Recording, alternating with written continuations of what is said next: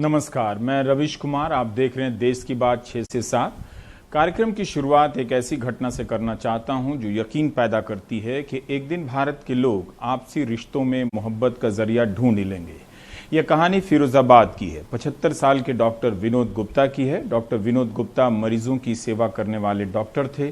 लखनऊ से एमबीबीएस की पढ़ाई कर इस जगह पर आ गए। अपना घर बार परिवार नहीं बसाया और फिरोजाबाद के इस इलाके के गरीब मुस्लिम इलाके में काम करने लगे। नाला मोहल्ला में बरसों यहाँ क्लिनिक चलाई, सभी लोगों की सेवा की, क्या हिंदू क्या मुस्लिम। 16 सितंबर को दिल का दौरा पड़ने से 75 साल के डॉक्टर विनोद गुप्ता का निधन हो गया। इलाके में शोक की लहर दौड़ गई। क्या हिंदू क्या मुसलमान, सबकी आंखों में आंसू थे।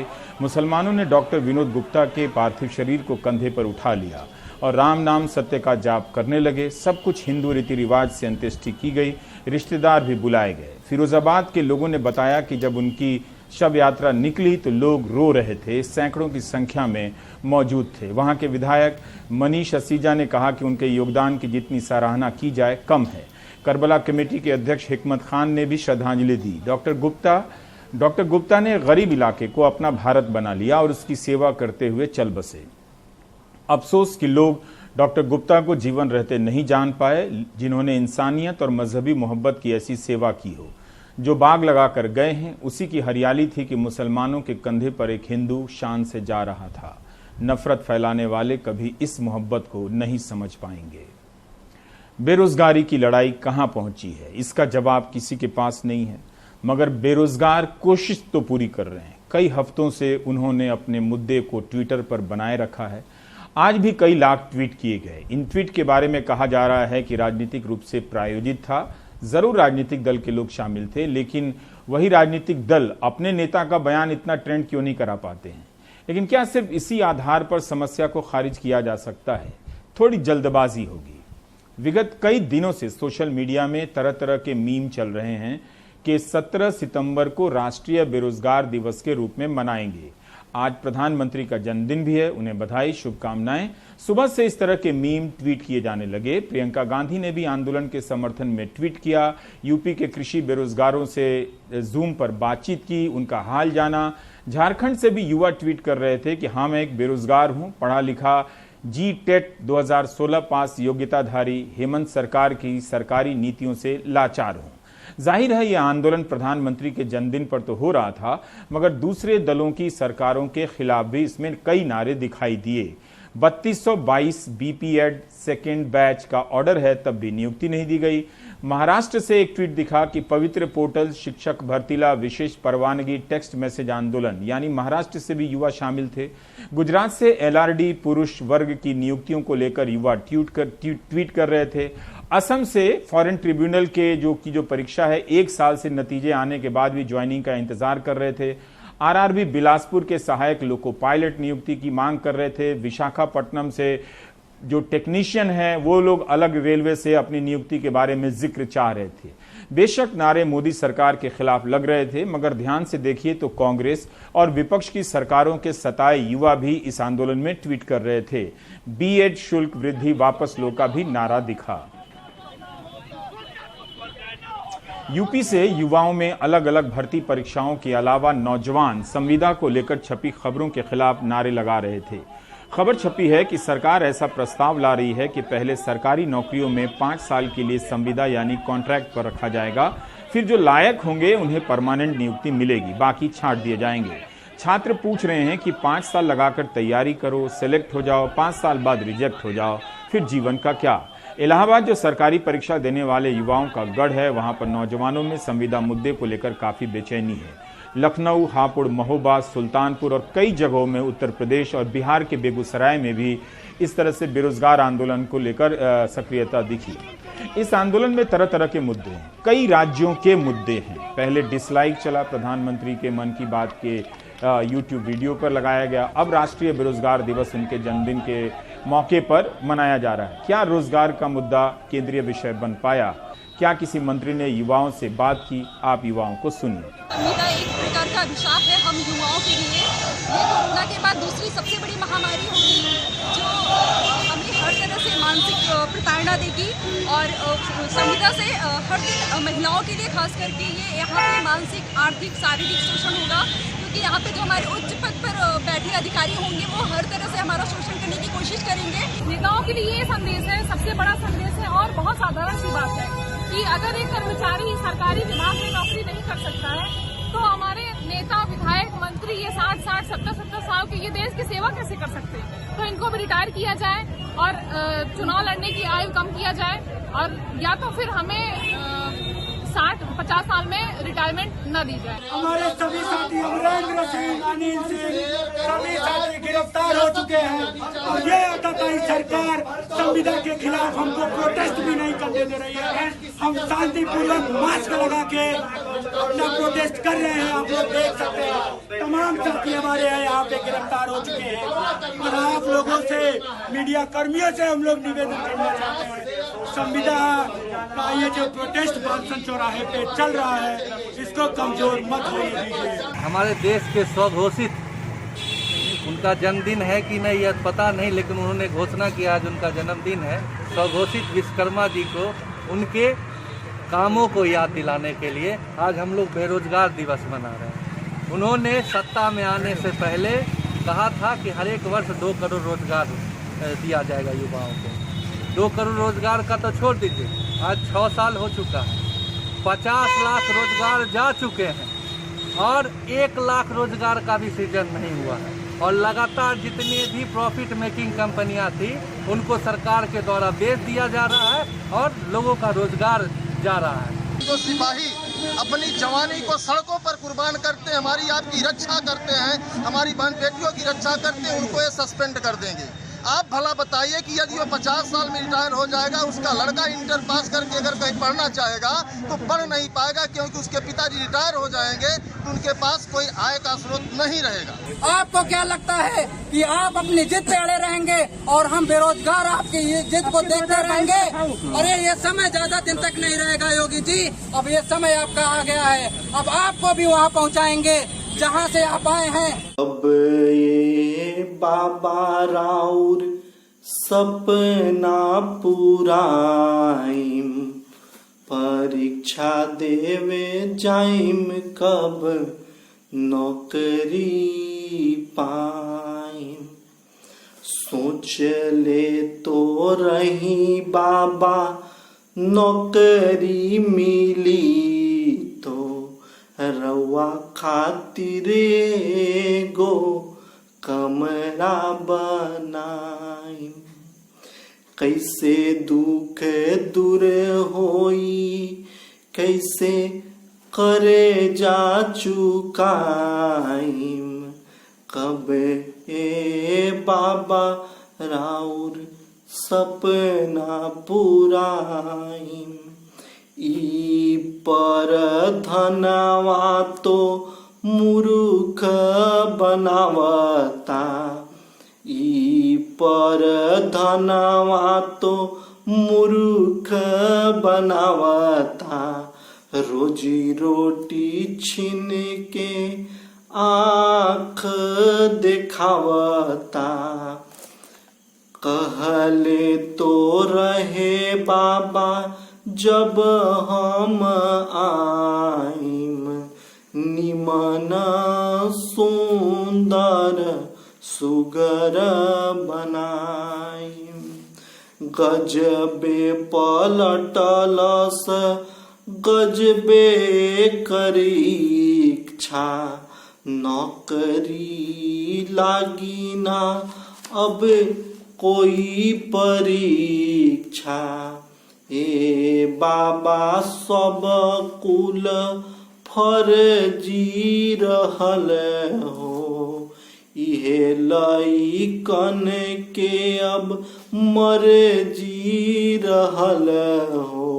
लड़ब बाबा बोलब बाबा मोरे चा खोलब बाबा, पढ़ब पढ़ाई संगे लड़ब लड़ाई। ई पर धनवा के देव झुकाई। तो भोजपुरी का ये गाना है। अब जेकरा ना फर्क पड़ी ओकरा तो कहियो फर्क ना पड़ी। लइका लोग बेरोजगारी के खातिर आपन व्यथा कहता ये गाना में, और केकर गाना है तो मालूम नहीं है क्योंकि व्हाट्सएप से आइल रहे के लिखले बा के गौले बा, लेकिन बबुआ गौले बड़े नीमन। मतलब मुझे पता नहीं है कि किसका ये गाना है। गाना जो भी है इसमें व्यथा है, एक बेरोजगार युवक गा रहा है और प्रधानमंत्री से अपनी शिकायत कर रहा है। ये हिंदी में बोल रहा हूँ जो मेरे लिए स्पेनिश भाषा है एक तरह से। लगातार मिलती असफलता के बाद भी इनका आंदोलन जारी है, लेकिन इसके बाद भी क्या? जिन परीक्षाओं की नियुक्ति या ज्वाइनिंग अटकी है उनमें तेजी आई है? जवाब है नहीं आई है। आज का दिन भी गुजर गया। कोरोना संक्रमण के इस आपदा में भारत सरकार की आयुष्मान भारत योजना क्या सफल हो रही है? असफल होती नजर आ रही है, रविश रंजन कह रहे हैं। अगस्त के अंतिम सप्ताह तक भारत में कोरोना संक्रमित करीब 40 लाख लोग थे, लेकिन आरटीआई में खुलासा हुआ है कि आयुष्मान भारत योजना के तहत देश भर में महज 17,000 गरीबों का ही इलाज प्राइवेट अस्पतालों में किया गया। आपदा के वक्त ये योजना क्यों कारगर होती नहीं दिख रही है? रविश रंजन की ये रिपोर्ट देखिए। पिछले 1 वर्ष से इनका हर्निया का रोग से पीड़ित है। सफदरजंग हॉस्पिटल में इनका इलाज चल रहा है। तो अभी मार्च से लॉकडाउन था, तब इधर 7-8 महीना सर बंद था। तो मैं फिर गया था, जब लॉकडाउन खुला है तो डॉक्टर साहब बोल रहे जब ओपीडी खुलेगा तब होगा, अभी नहीं होगा। तो मैं सर वहाँ पे कल जो ओखला हेड पे जो है कल 40 एस्कॉर्ट मुझे सर वहीं पे मैं गया था। तो वहाँ के डॉक्टर साहब बोल रहे हैं कि अगर पैसा से कराओगे तो 85,000 रुपये लगेगा, 1 से 2 दिन में हो जाएगा, और बीपीएल कार्ड से कराओगे तो कम से कम तुम्हारे 6 महीना या 1 वर्ष लगेगा। तो मैं सर मदनपुर खादर में रहने वाली आफरीन कौसर का आयुष्मान भारत कार्ड होने के बावजूद इलाज नहीं हो पा रहा है। सरकारी अस्पताल में कोरोना के वजह से दूसरे रोगियों का इलाज नहीं हो रहा है और प्राइवेट अस्पताल आयुष्मान भारत योजना के तहत गरीबों का इलाज करने में आनाकानी करते हैं। खुद आयुष्मान भारत योजना के आंकड़े इस बात की गवाही दे रहे हैं कि जहां पहले हर महीने 8 लाख मरीजों का इलाज इस योजना के तहत हो रहा था, अब महज 3 लाख का हो रहा है। पेंडेमिक के अंदर तो सरकार ने खुद ही माना है कि ना के बराबर पेशेंट्स को जो है आयुष्मान का फायदा हुआ है। हमने भी दिल्ली में पिछले कुछ सालों के अंदर देखा है कि जिन लोगों के पास आयुष्मान कार्ड है, बिहार से, यूपी से और बाहर के जगहों से आए हैं, उनको यहाँ पर कोई हॉस्पिटल जो है वो उनको ट्रीटमेंट नहीं देता है। एम्स एक ऐसी जगह है जहाँ आयुष्मान को वो मानते हैं। 2 साल पहले आयुष्मान भारत योजना को देश भर में प्रधानमंत्री ने लॉन्च किया था। सरकार दावा करती है कि 50 करोड़ लोग इस योजना से जुड़े हुए हैं, लेकिन कोरोना महामारी में जब आरटीआई के तहत जानकारी मांगी गई तो पता चला कि अप्रैल, मई, जून, जुलाई और अगस्त में देश भर के केवल 17,000 कोरोना मरीजों का ही प्राइवेट अस्पतालों में इलाज हुआ है। जानकार इस संख्या के बल पर इसे आयुष्मान भारत योजना की नाकामी बता रहे हैं। हमने एक आरटीआई के जरिए ये पता लगाने की कोशिश की थी कि इस कोरोना महामारी में पिछले 5-6 महीनों में कितने मरीजों का इलाज कोविड पॉजिटिव वालों का प्राइवेट हॉस्पिटल में, जो डेडिकेटेड प्राइवेट हॉस्पिटल्स हैं, उनमें भर्ती होकर किया गया है। तो हमको ये जवाब मिला करीब 17,000 लोगों का प्राइवेट कोविड हॉस्पिटल्स में इलाज हुआ है। तो ये 17,000 की संख्या अगर हम कोरोना पॉजिटिव की कुल संख्या से देखें तो काफ़ी कम है। वहीं निजी अस्पतालों का कहना है कि कोविड का इलाज खर्चीला है, जबकि आयुष्मान भारत योजना में अस्पतालों को कम पैसा दिया जाता है। इसीलिए आयुष्मान भारत के मरीजों को भर्ती करने से प्राइवेट अस्पताल कतराते हैं। लेकिन आयुष्मान भारत योजना के सीईओ इंदु भूषण इस बात को नकारते हैं। वो कहते हैं कि ये संख्या भी बड़ी है। हमारे विचार से ये संख्या कम नहीं है, क्योंकि आपको इस परिप्रेक्ष्य में देखना है कि जो करीब 10% लोगों को अस्पताल जाने की आवश्यकता होती है, जो बाकी 90% लोग हैं उनको अस्पताल जाने की आवश्यकता नहीं होती है। उनमें से जो लोग अस्पताल गए उसमें से कितने लोग पब्लिक में गए और कितने प्राइवेट में गए, और जो प्राइवेट में गए उसमें से कितने लाभार्थी हमारे थे और उनको कितना ट्रीटमेंट मिला, उस हिसाब पे 19,000 का जो आंकड़ा है वो हमारे विचार से ठीक है।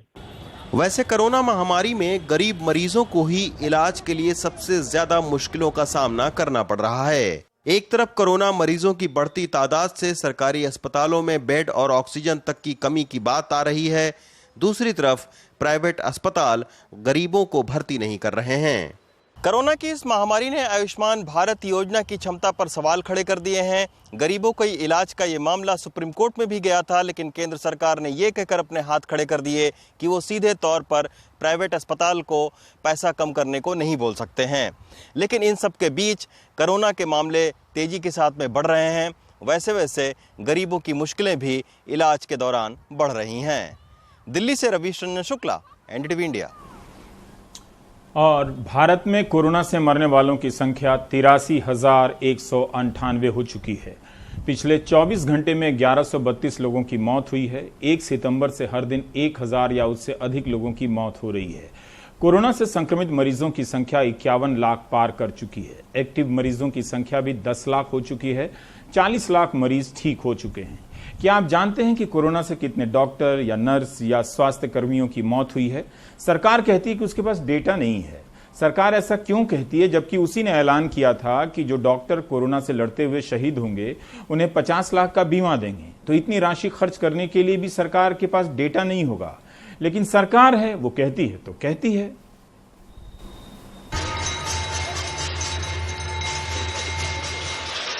जिनके सम्मान में ताली थाली बजवाई, जिनको उम्मीद की किरण बताकर दिए और मोमबत्तियां जलवाई, जिनकी मेहनत को शुक्रिया कहने के लिए आसमान से फूल बरसाए गए, उन कोरोना योद्धाओं में कितने डॉक्टर नर्स ऐसे हैं जिनकी कोरोना की वजह से जान गई? केंद्र सरकार से जब ये सवाल पूछा गया तो जवाब मिला, इसका कोई आंकड़ा नहीं है। संसद में दिए लिखित बयान में स्वास्थ्य राज्य मंत्री अश्विनी कुमार चौबे ने कहा, स्वास्थ्य राज्य का विषय है। इस तरह का डेटा केंद्रीय स्तर पर स्वास्थ्य एवं परिवार कल्याण मंत्रालय नहीं रखता है। हालांकि ऐसे जो लोग प्रधानमंत्री गरीब कल्याण इंश्योरेंस पैकेज के तहत राहत मांग रहे हैं, उनका डेटाबेस राष्ट्रीय स्तर पर रखा जा रहा है। इससे पहले रविवार को केंद्रीय स्वास्थ्य मंत्री डॉक्टर हर्षवर्धन का जवाब भी यही था, जब संडे संवाद नाम के कार्यक्रम में उनसे ये सवाल पूछा गया। Manish ji asks, how many doctors, nurses, COVID warriors have lost their lives battling COVID across India?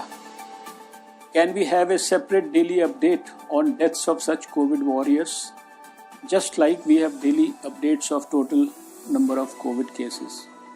This question makes me thoroughly emotional. I feel sad about it. To give a precise number of those who have become martyrs in this battle against COVID may be difficult right now. स्वास्थ्य कर्मियों को corona योद्धा बताने के बावजूद उनके साथ इस तरह के रवैये को डॉक्टरों की सबसे बड़ी संस्था इंडियन मेडिकल एसोसिएशन ने सरकारी पाखंड बताया है।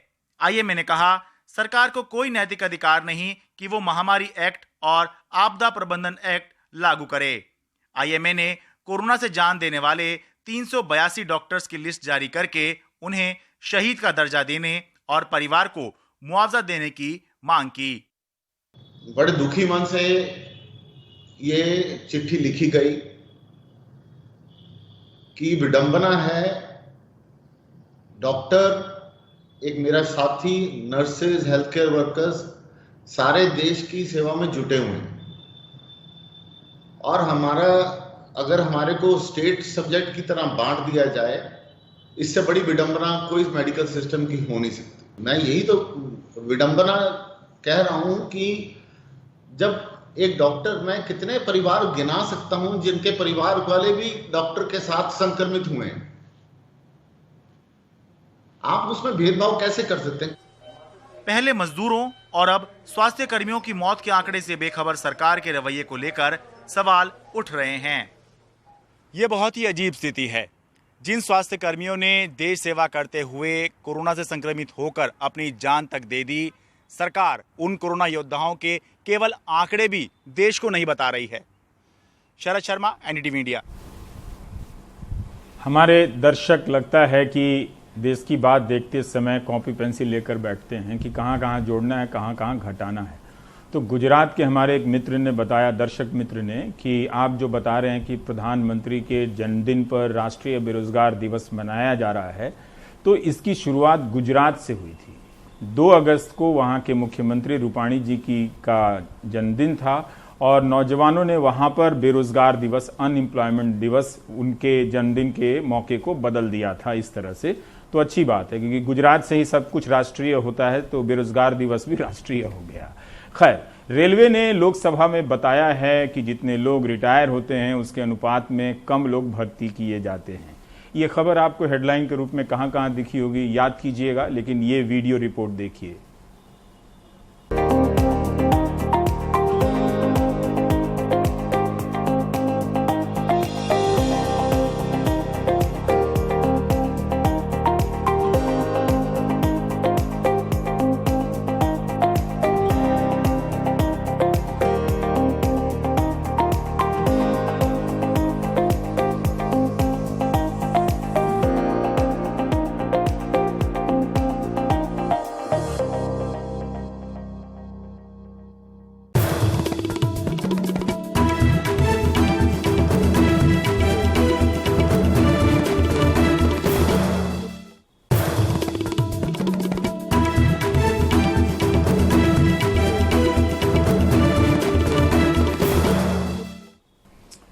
बिहार में चुनाव है, इसलिए हर मौके पर नेताओं की सक्रियता अपेक्षित है। प्रधानमंत्री के जन्मदिन के मौके पर आज बीजेपी के कार्यकर्ताओं और नेताओं ने तरह तरह के कार्यक्रम किए। 5 साल पहले इसी तरह चुनाव से पहले प्रधानमंत्री ने बिहार के लिए 1,25,000 करोड़ के पैकेज का ऐलान किया था। क्या हुआ उसका? मनीष की ये रिपोर्ट देखिए। मैं आज बिहार के पैकेज की घोषणा यहीं से करना चाहता हूं। करो 50,000 करोड़ की ज्यादा करो, 60,000 करोड़ की ज्यादा करो, 70,000 करोड़ की ज्यादा करो, 75,000 करोड़ की ज्यादा करो, 80,000 करोड़ की ज्यादा करो, 90,000 करोड़ की ज्यादा करो। मेरे भाइयों बहनों, मैं आज वादा करता हूं, दिल्ली सरकार कान बराबर ठीक रख के सुन लीजिए, दिल्ली सरकार 1.25 लाख करोड़ रुपये का करीब 5 वर्ष पूर्व प्रधानमंत्री नरेंद्र मोदी ने कुछ इस अंदाज में बिहार को 1,25,000 करोड़ का पैकेज दिया था, जिसमें राज्य में सर्वाधिक 65,000 करोड़ से अधिक राष्ट्रीय राजमार्ग और ग्रामीण सड़कों पर खर्च होना था। लेकिन इस पैकेज पर क्या प्रगति हुई, उसके बारे में मंत्री मानते हैं कि 5 वर्ष बाद भी कई परियोजना पर काम शुरू नहीं हो सका है। हमने उस पूरे पैकेज को 75 भाग में बांटा था, उसमें से 13 पैकेज का काम पूरा हो गया, 49 पैकेज पे काम चल रहा है और 13 पैकेज या तो टेंडर के प्रोसेस में है या डीपीआर के प्रोसेस में। इस पैकेज के अनुसार करीब 3,000 से अधिक कृषि क्षेत्र में खर्च होने थे, जिसका कोई अता पता नहीं है। इसके अलावा भागलपुर में एक केंद्रीय विश्वविद्यालय की स्थापना होनी थी। स्किल डेवलपमेंट के क्षेत्र में 1,550 करोड़ की लागत से न केवल एक मेगा स्किल विश्वविद्यालय की स्थापना होनी थी, बल्कि 1 लाख युवकों के प्रशिक्षण का भी वादा किया गया था। गांधी सेतु के समानांतर एक ब्रिज का निर्माण होना था, जिसका शिलान्यास अब अगले हफ्ते प्रधानमंत्री करेंगे। इसके अलावा बक्सर में भी एक मेगा थर्मल पावर प्रोजेक्ट का निर्माण होना था। हालांकि आजकल प्रधानमंत्री हर दूसरे दिन बिहार से संबंधित किसी न किसी परियोजना का शिलान्यास या उद्घाटन करते हैं, लेकिन उनके अपने इस घोषित पैकेज की परियोजना का क्या हुआ, उस पर कोई प्रकाश नहीं डालता। आजकल अगर आप पटना के अखबारों को उठाएंगे तो आप देखेंगे कि यहाँ पर आरओ प्लांट से लेके जो छठ घाटों का भी उद्घाटन या शिलान्यास हो रहा है, उसके लिए बड़े बड़े ऐड दिए जा रहे हैं। जैसे कल जो कोसी पर रेल मेगा ब्रिज का उद्घाटन होना है, उसके लिए बड़ा ऐड दिया गया है। उसी तरीके से कल नीतीश कुमार के द्वारा एक बस स्टैंड का उद्घाटन होगा, या आप देखिए कि यहाँ पर एक सामुदायिक भवन है या स्वास्थ्य केंद्र है, उसके लिए विज्ञापन दिए गए हैं। इसके अलावा नीतीश कुमार अपने 7 निश्चय के तहत जो भी काम उन्होंने किया है, उसके उन्होंने पूरा फुल पेज विज्ञापन देकर उसकी एक तरह से लेखा जोखा रखा है। लेकिन अगर आप अखबारों में देखें या बिहार बीजेपी के नेताओं के बयान या खुद केंद्र में जो बिहार बीजेपी के नेता हैं, कोई भी इस बात की चर्चा नहीं करता कि प्रधानमंत्री का जो विशेष पैकेज था, आखिर उनमें जो परियोजनाओं पर काम होना था, जो घोषणाएं हुई थी, आखिर उनका क्या हुआ। जो परियोजनाएं शुरू हुई वो अब तक पूरी नहीं हो पाई हैं। जो बड़े बड़े वादे किए गए थे, जैसे स्किल यूनिवर्सिटी पटना में उसकी स्थापना होनी थी, अगर वो आज तक उस पर काम शुरू नहीं हो पाया है तो उसके आखिर क्या कारण रहे हैं। तो ये प्रधानमंत्री हमेशा लोगों को उल्लू बनाने का काम करते हैं। इस बार जनता उल्लू नहीं बनेगी, इस बार एनडीए को उल्लू बना देगी और महागठबंधन की सरकार बनाएगी। लेकिन बिहार में बीजेपी के नेता भी मानते हैं कि जितनी सजगता से मुख्यमंत्री नीतीश कुमार अपने वादों पर काम करते रहे, उतना ध्यान ना तो केंद्र और ना राज्य के बीजेपी नेता देने में कामयाब रहे। इसलिए 5 वर्ष में जहां गांधी सेतु के समानांतर एक और पुल का निर्माण होना था, अब पुराने पुल के एक भाग के मरम्मत से ही संतोष करना होगा। कैमरामैन हबीब अली के साथ मनीष कुमार, एनडीटीवी इंडिया के लिए।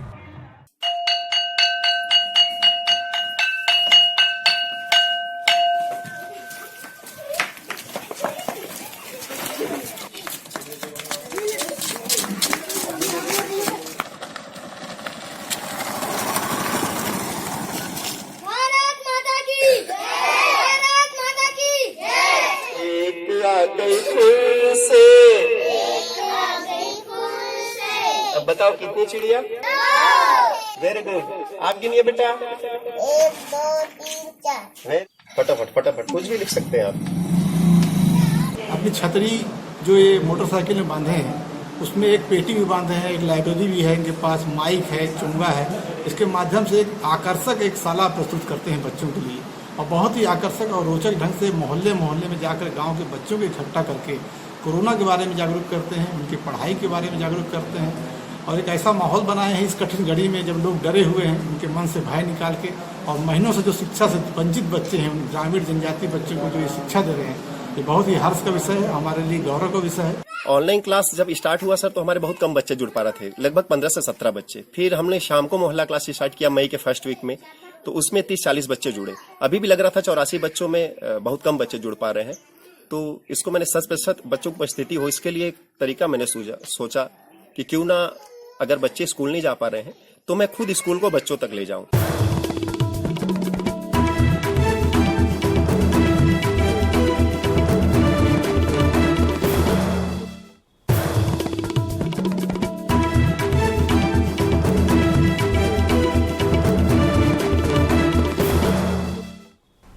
आजादी, विपक्ष के लोग भी आज़ादी का नारा लगाते हैं, सरकार भी आज़ादी का इस्तेमाल करती है। जब जीएसटी लाती है तो आज़ादी की बात करती है, जब नोटबंदी लाती है तो आज़ादी की बात करती है, और जब कृषि से संबंधित जो विधेयक हैं नए जिनका विरोध हो रहा है, उसे पेश करते वक्त भी कृषि मंत्री नरेंद्र सिंह तोमर ने कहा कि इससे किसानों को आज़ादी मिलेगी। लेकिन किसान कहते हैं कि इससे हमारा फायदा नहीं है, और अब उनकी सहयोगी दल जो हैं अकाली दल, वो भी अब विरोध करने लगे हैं।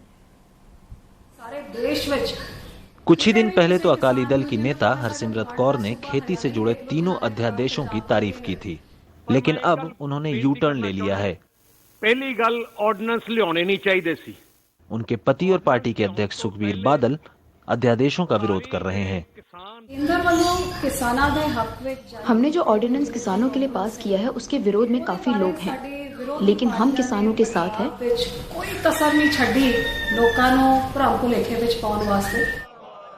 पूरे पंजाब में जगह जगह किसानों के प्रदर्शनों के बाद अकाली दल ने यू टर्न लिया है। सरकार का दावा है कि तीनों अध्यादेशों से किसानों का भला होगा, उनको अपनी उपज के बेहतर दाम मिलेंगे, लेकिन किसानों को इस पर यकीन नहीं है। कुछ किसान नेताओं ने तो ऐलान किया है कि जो सांसद इनके समर्थन में वोटिंग करेंगे, उनको पंजाब में घुसने नहीं दिया जाएगा। सरकार के फैसले के खिलाफ सरकार के फैसले के खिलाफ हम किसानों ने कल से आंदोलन शुरू कर दिया है, और जो भी सांसद उनका समर्थन करेगा, हम उसको यहाँ घुसने नहीं देंगे। पंजाब में किसान ही सबसे बड़ा वोट बैंक है। मुख्यमंत्री ने भी ऐलान किया है कि किसानों के खिलाफ दर्ज मामले वापस लिए जाएंगे। उन्होंने राज्यपाल से मुलाकात की और कहा कि पंजाब के हालात बिगड़ सकते हैं। अगर सिस्टम बदला गया तो पंजाब की हालत बिगड़ जाएगी। और Punjab we are a border state, ਸਾਡਾ ਤੁਸੀਂ ਇੱਥੇ ਹੋਰ कोई कौड़ा बीज बो के जाओगे। अकाली दल और उसके alliance partner Bharatiya Janata party के साथ कई मतभेद रहे हैं, चाहे दिल्ली का चुनाव हो या कम्युनलिज्म का इशू हो, लेकिन इस बार पंजाब में प्रदर्शन करते हुए किसानों का दिल जीतने के लिए अकाली दल ने पार्लियामेंट में ऑर्डिनेंस के खिलाफ वोट किया है। अब ये देखना दिलचस्प होगा कि क्या इसके बाद अकाली भाजपा गठजोड़ पर कोई असर पड़ता है या नहीं। दिल्ली से सुनील के साथ, चंडीगढ़ से मोहम्मद गजाली, NDTV इंडिया।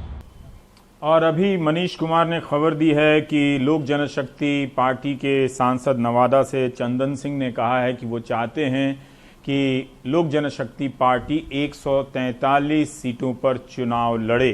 पार्टी जो भी फैसला करे, लेकिन कार्यकर्ता और वो लोग चाहते हैं कि 143 सीटों पर चुनाव लड़े। बाकी राजनीतिक खबरें। चीन LAC को नहीं मानता और उसने यथास्थिति को बदलने की कोशिश की। रक्षा मंत्री राजनाथ सिंह ने आज राज्यसभा में दिए अपने बयान में ये बात कही। उन्होंने कहा कि चीन दोनों देशों के बीच हुए समझौतों की अनदेखी कर रहा है और उसकी कथनी और करनी में बड़ा अंतर है। रक्षा मंत्री ने कहा कि भारत किसी भी स्थिति के लिए तैयार है और जरूरत पड़ी तो सरकार सख्त कदम उठाने से पीछे नहीं हटेगी। उन्होंने कहा कि हम देश का मस्तक झुकने नहीं देंगे और न ही किसी देश का मस्तक झुकाना चाहते हैं। राजनाथ के बयान के बाद कांग्रेस नेता गुलाम नबी आजाद ने कहा कि देश की अखंडता के लिए सब एकजुट हैं और चीन के मुद्दे पर कांग्रेस सरकार के साथ खड़ी है। जो उन्होंने कुर्बानी दी है, हम उस कुर्बानी में बराबर की उनके साथ कुर्बानी देने के लिए तैयार हैं। राजस्थान में जोधपुर की विशेष CBI अदालत ने अटल बिहारी वाजपेयी सरकार में विनिवेश मंत्री रहे अरुण शौरी समेत 5 लोगों के खिलाफ केस दर्ज करने का आदेश दिया है। अदालत ने यह आदेश लक्ष्मी विलास होटल को विनिवेश नीति के तहत बाजार मूल्य से कहीं कम कीमत पर बेचने के मामले में दिया। आरोप है कि 250 करोड़ कीमत के लक्ष्मी विलास होटल को महज 7.5 करोड़ रुपए में निजी हाथों में बेच दिया गया। जोधपुर स्पेशल CBI कोर्ट ने इस मामले में क्लोजर रिपोर्ट को खारिज कर दिया और अरुण शौरी को आरोपी बनाकर जांच के आदेश दिए। उधर अरुण शौरी ने कहा कि इस मामले में विनिवेश मामलों की कैबिनेट कमेटी ही फैसला करती थी, जो प्रधानमंत्री अटल बिहारी वाजपेयी की अध्यक्षता में आयोजित की जाती थी।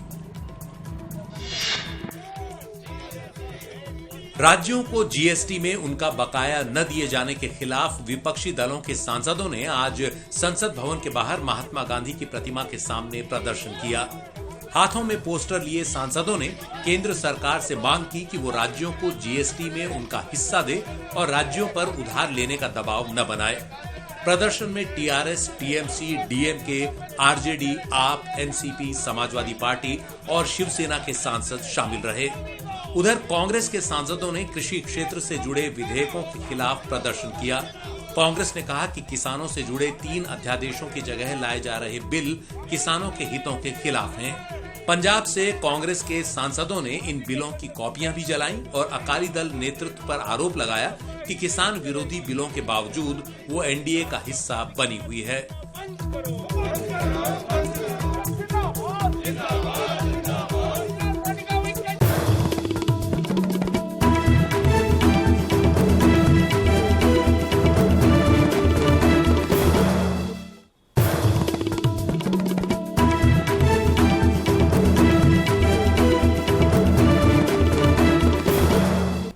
सरकार कह रही है कि ऑक्सीजन की कोई कमी नहीं है, जैसा कि वो हमेशा कहती है और कोई कमी नहीं होती है।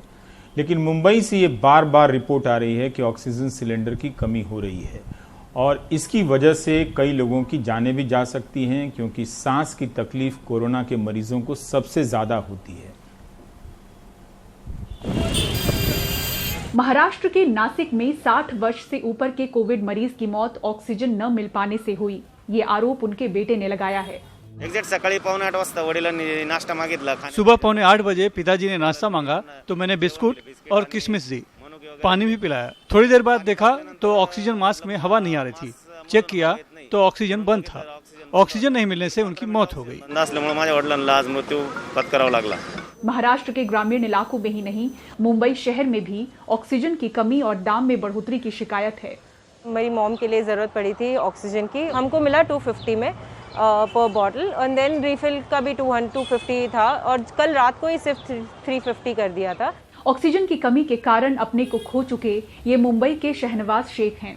इस हादसे के बाद ये गरीब और असमर्थ जरूरतमंद लोगों को फ्री में करीब 1,500 ऑक्सीजन सिलेंडर बांट चुके हैं, लेकिन बताते हैं कि अब 90 किलोमीटर दूर ऑक्सीजन ढूंढने जाना पड़ता है।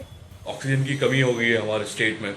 पहले हमें ऐसा था कि मतलब 10-15 किलोमीटर की दूरी पे ऑक्सीजन मिल जाता था, बट अभी हमें 80-90 किलोमीटर की दूर पे जाके ऑक्सीजन मिलता है। बट ऐसा हो गया कि मतलब वहाँ पर भी टाइम पे नहीं मिल पा रहा है, बहुत परेशानी हो रही है उसके लिए। ये जोहेर दीवान हैं, जरूरतमंदों तक ऑक्सीजन पहुँचाते हैं। बताते हैं कि हर रोज नए दाम तय हो रहे हैं। अभी तो 300 में आ रहा है, 350 में आ रहा है, 250 में आ रहा है, लेकिन डेली का है ना, नया रेट खुलता है। और वी हैव गॉट सप्लायर्स कि भाई कोई सप्लायर 300 में देता है तो मतलब लेके आओ, कोई 350 में देता है तो लेके आओ, कोई 225 में देता है तो लेके आओ। बिकॉज यहाँ ऑक्सीजन नहीं है। लोग आके हमारे पैर पड़ते, हाथ पड़ते, बोले भाई तुम हमको ऑक्सीजन दो, हमारा पेशेंट की जान यहाँ खतरे में। तो उसके लिए यहाँ हम प्राइस नहीं देखते, हम अभी देखते हैं कि भाई हमारा पेशेंट को हमको बचाना है।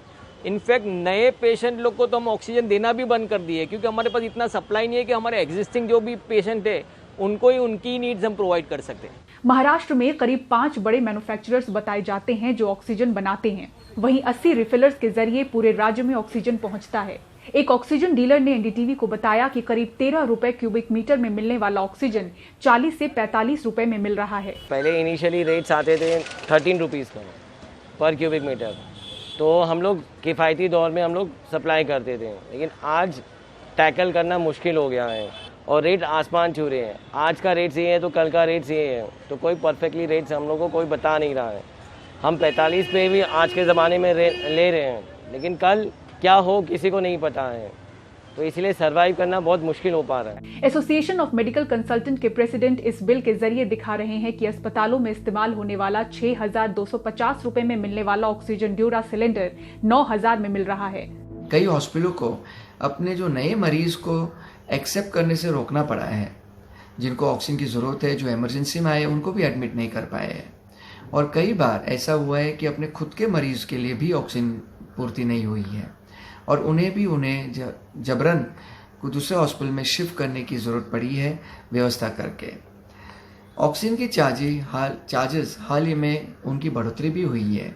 इधर बढ़ी शिकायतों के बीच महाराष्ट्र सरकार ने ऑक्सीजन टैंकर बढ़ाने का फैसला किया है।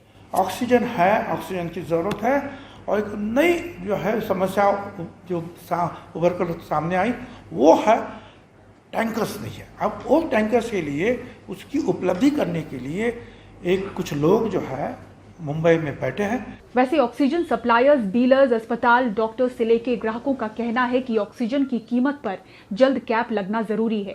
नासिक से किशोर बेलसरे, मुंबई से सुनील सिंह के साथ पूजा भारद्वाज की रिपोर्ट, एनडीटीवी इंडिया के लिए।